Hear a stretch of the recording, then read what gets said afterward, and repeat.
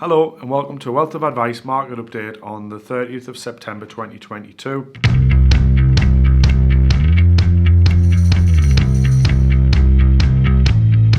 Quite a lot for us to go through today with lots going on in the world.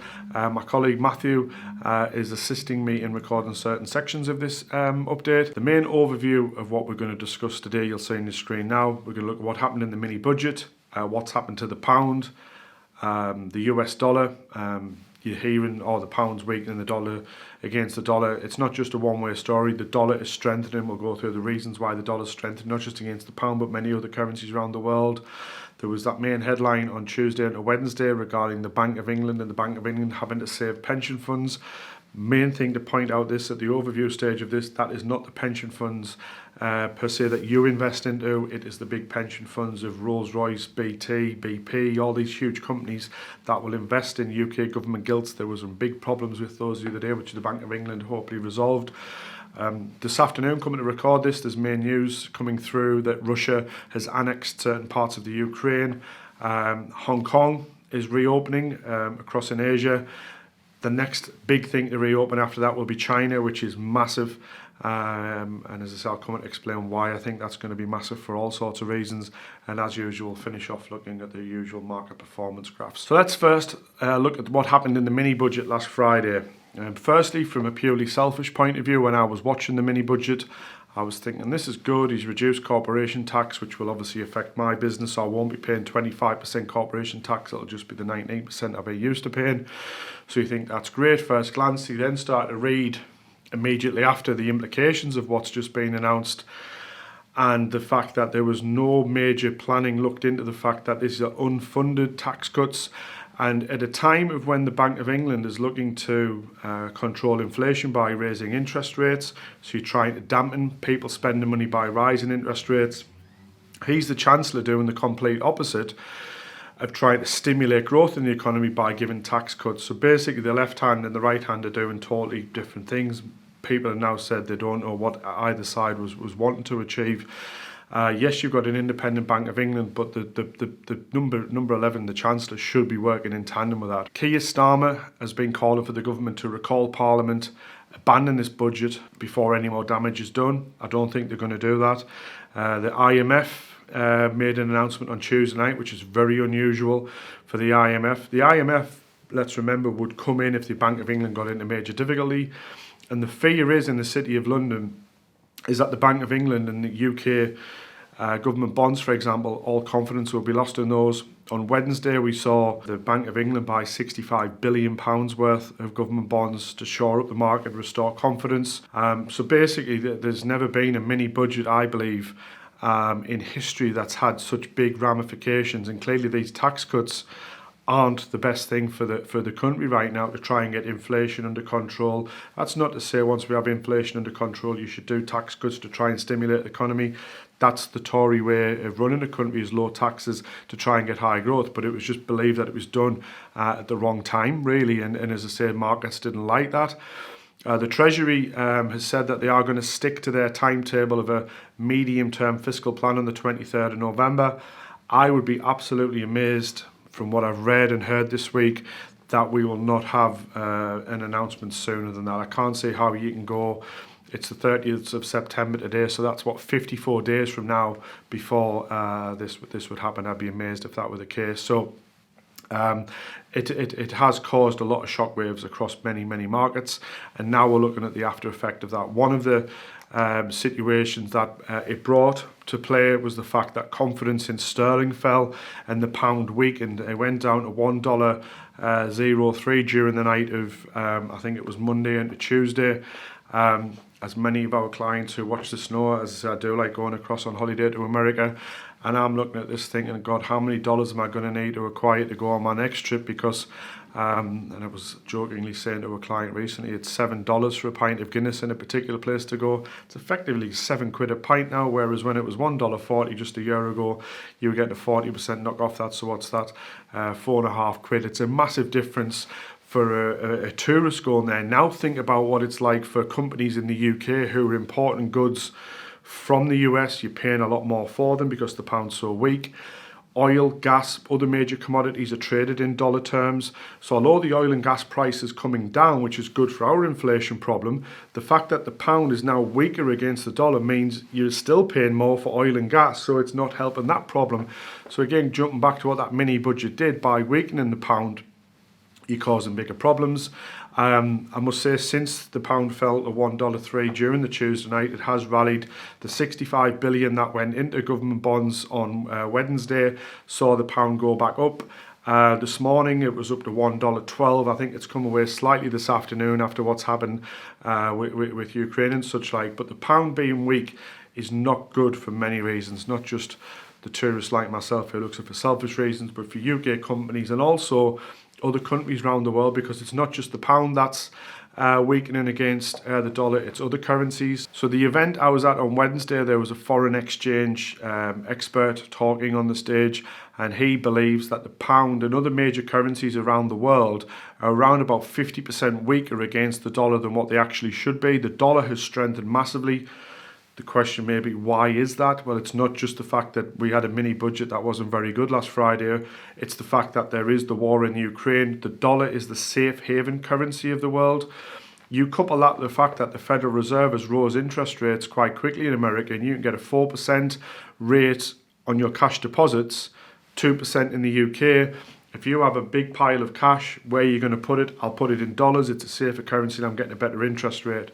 So if our interest rates rise, which is what we're expecting to happen in the next few months, maybe soon if the Bank of England come out and give an emergency rate rise, which was being discussed earlier in the week, you might see the pound strengthen. As I say, I think we need to get the pound back to much higher levels to keep the cost of our imports lower, to try and alleviate the inflation problem. So as I say, we've put a few bullet points up on the screen now as to how a weak pound would affect you. There is obviously the expectation that a weak pound could increase the cost of living because, as I say, so many of the goods that you use, whether it's electric, gas, etc., is purchased in dollar terms. So a weak pound isn't good. There was this belief after Brexit, when the Brexit vote in 2016, when the pound collapsed, that a weak pound would be good because it means that UK goods are much cheaper. So talking about tourists, 15 years ago when it was $2 to the pound, you'd hear stories of people going to America and come back with extra suitcases full of goods because everything was so cheap.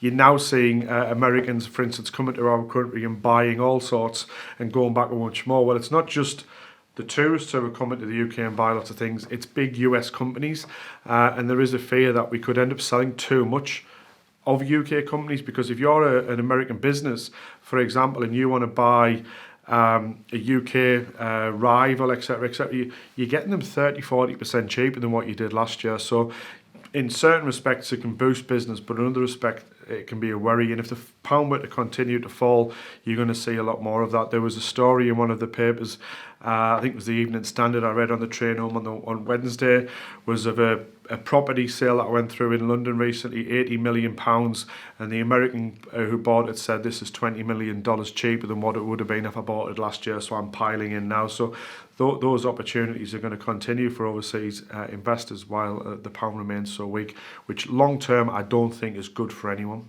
The Bank of England intervened in the market after the mini budget prompted fears of a drop in the value of gilts and the security of the pound and the British currency in general. It was seen as posing a risk to pension funds and lots of institutional investors, which I'll touch on a little bit more. In its pledge, it bought £56 billion worth of bonds in order to prop up and give security to the markets. The reason why gilts were falling so heavily was because investors were demanding a higher return for investing in government bonds, which is usually considered the most stable investment, investing essentially in the government, the security of the British currency. So gilts purchased for this purpose will provide that financial security and will be financed by the central bank's reserves. When headlines talk about the Bank of England and pension funds, they're not talking about the sort of pensions that we look after for people like yourselves. They're talking about the big defined benefit monster pension schemes like Rolls-Royce, BT, Caterpillar, EDF. and they've got billions of pounds invested. Often they hold a lot of that in government bonds. So the mini budget caused a huge sell-off of these assets, and it was that reason why the Bank of England was prompted to act so swiftly. The former governor of the Bank of England, Mark Carney, said that pension funds overall in the UK are fine and do have enough assets to pay off future pensions. But the problem was there wasn't enough short-term cash or liquidity to honour some of the financial contracts that they've made, which is why the Bank of England was forced to step in. This diagram from the BBC shows how a gilt works. Essentially, an investor lends money to the government in exchange for an annual payment of interest. The problem that we've seen in this last week is that the value of those government bonds, those gilts, has fallen because the believed security fell. So therefore, they were trading at massive discounts. Essentially, compared to the long-term average, the price of gilts suddenly spiked because people didn't want to be holding those secure assets. As you would expect, as the price of something falls, the yield that it could return or that investors would expect in order to hold those sorts of investments increase. As you can see on this chart, the yield of a 10-year UK government bond has really spiked towards the end of September. When Liz Truss and the Chancellor talk about the reasons for a lot of the problems, they're often pointing to the conflict in Russia-Ukraine. So it's worth looking at the recent change there. Russia have announced the annexing of 4 new regions of Ukraine. I won't pronounce them all, but they're on the screen here. And this is deemed under international law as an illegal move. The annexations of these regions are non-negotiable and permanent, so it could be seen as a heightening of tension in that area. We'll wait to see how that develops in the international politics and the news over the next couple of weeks. Putin's also claimed that Russia is not the source of Europe's energy problems, claiming that the energy crisis has been created by many years of wrongdoing and wrong politics that took place way before the war in Ukraine. I know from talking to some of our clients who've had experience in nuclear power and oil and gas. Again, I think some people have alluded to the fact that some of these problems could have been foreseen, and when the government says it is fully to blame on Russia and Ukraine, I think that is probably a stretch too far. So mentioned at the top there, one of the points we wanted to discuss today was the fact that Hong Kong is now reopening. Hong Kong, obviously controlled by Beijing, China.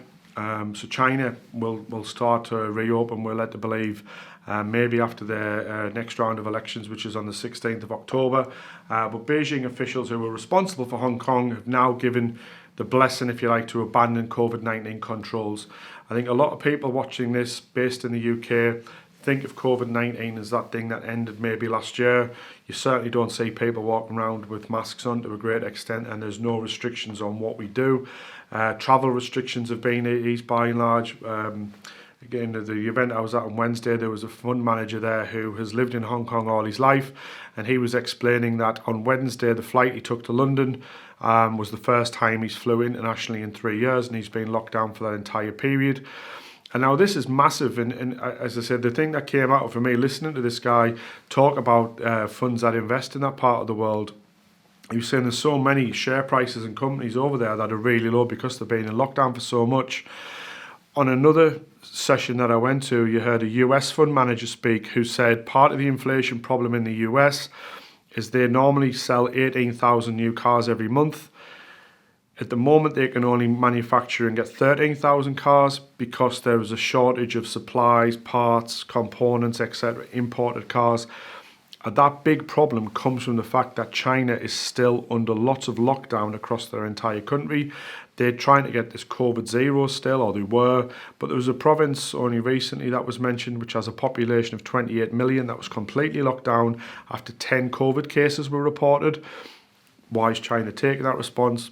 By and large, it's because their vaccine was not as effective as the one that we've had in America and Europe, UK and Europe. So they're really worried that if an outbreak happens, it'll cause major problems. But think of it this way, if China does fully reopen and all these parts and components aren't getting to the other parts of the world that they have been before COVID, China was helping inflation remain low because we were getting cheap parts and goods imported from there. The cost of labour, etc., was so much cheaper over there. You're never going to hear President Biden or the UK Prime Minister, European presidents and Prime Ministers come out and say we need China to reopen. Our country's situation is going to be so much better if China reopens. But listening to various fund speakers talk, that is the impression I get, is once China reopens, and we're hoping if it starts from the middle of October, Hong Kong first, moving on to China from the middle of October, that by the early part of 2023, certainly in the summer of 2023, a lot of the supply chains will have been repaired. Supply can go up, and if supply meets demand, there's a less chance that you're going to have inflation. So, as I say, it's very easy when you hear presidents and prime ministers talking now to blame the Russians. The Russian problem is causing this inflation. I think a bigger problem is the fact that China's closed for business right now. Get China reopened and hopefully the world looks a better place. UK stock market. The main UK stock market is the FTSE 100. Just putting this graph on right now to show how volatile that's been over the past 12 months. I've spoken with several clients in the last few days who are getting panicky again about what's going on in markets and the talk of maybe cashing in. Is this going to continue to go to zero? I can't recommend that people cash in when you've got a long-term retirement plan, for example. You have to remain invested. But if you look at the graph on the screen now, you can see that this level of where the FTSE 100 is now is where it was middle of June, end of March, back to December, back to October. So we've lurched down here now 5 times in the last 12 months. And you can see when you get to a certain point, the market is purchased again. Again, go back to the talk about the currency. The pound is really cheap. All of those companies on there are available to invest into at a much cheaper rate than when the pound was at $1.20 or $1.40. So at some point, these UK companies that aren't going bust, that are still employing people. We have a shortage of labour going into companies. People need to employ more people. The government is trying to tackle that problem. That was a small part of the mini budget where he was saying we want to get more people off job seekers allowance or whatever they call it these days to get back working. UK companies by and large are doing well, and if you look at the balance sheet of UK companies, they're doing okay. There's lots of cash, lots of reserves there. And as we enter what could be a period, as I say, of more market turmoil with what's going on in Russia and what's happening with the Bank of England and such like, it's worth remembering that in this country right now, people have less debt than what they had during the financial crisis. People themselves aren't going bankrupt. Businesses have a much healthy balance sheet than we had in the financial crisis. Businesses aren't going bust laying people off. We were led to believe that we were already in a recession at the moment. The data came out this morning, and whilst it's not great, the economy grew by 0.2% over the period in question when it was expected to be minus 0.1%. So everything isn't bad and everything isn't going to be bad forever. The chart that we show on the screen now shows some of the biggest stock market falls we've seen in previous calendar years. What we've seen this year in 2022, obviously the year's not finished yet, so we can't put the bar on for that, but it isn't going to be, I don't believe, anywhere near as bad as what happened in 2008, 2020. Go back to the 1987 crash, the 1970s one you can see there. But what you normally saw after these big crashes was markets recover in a good fashion. Are we 6 months into this downturn, 9 months down? How long's left? Sorry, I can't answer that question. But what I can confirm is that markets do recover. What's going on in the bond market is definitely worrying. Government bonds, corporate bonds are not performing well. That's as a result of inflation and interest rates. The Federal Reserve in America believes that if they carry on with their course of action, they're going to get inflation under control before too long. Our bank is trying to copy what they're doing, and we're going to raise interest rates again. So you would hope that those mechanisms at play work out. Inflation comes down, markets see that, and again, when a market's sold off, people panic too much, the market goes down further than it should be. But once the market believes that we've hit the worst point and we're over that, then the markets will recover. And certainly several fund managers I heard speak the other day were saying we just want to believe that the worst of this is behind us and markets will recover. One American fund manager we heard speak was talking about so many companies that he invests into where they are making tons of money. They've got sales going up, going up, going up. You have the companies that did well through the COVID lockdown where it's kind of saying, well, he was referring to them as puppies and Peloton companies. People were all buying puppies, they were buying Pelotons, they were subscribing to Netflix. Well, that part of the market's behind us. We're now looking at what's going to happen in the next few years. Where can we find growth opportunities? And they are out there. So I'm optimistic as to what the long term looks like. But the short term could remain quite volatile, especially with what's going on in different parts of the world. But as I say, just to close on this section, if China reopens, if inflation starts coming down again, we avoid a huge big recession, then there's no reason why things won't recover quickly next year. As we always do, as well as talking about what's happening in the markets, we want to look at the performance of the various indices. This graph here shows you the performance of the S&P 500, which is the US market, the MSCI World Index and the FTSE 100. As you'll see, going through from June over the last 3 months, we've had some positive growth moving in towards the start of September. And again, towards the end of this chart, we've got the recent volatility where the budget announcement and the backlash from that have caused the pound to weaken and the volatility that we've talked about already. As always, we move through to think about what does it look like on the longer term. When we go back to the start of 2022, again, we have seen lots of market volatility, which we've covered in previous updates.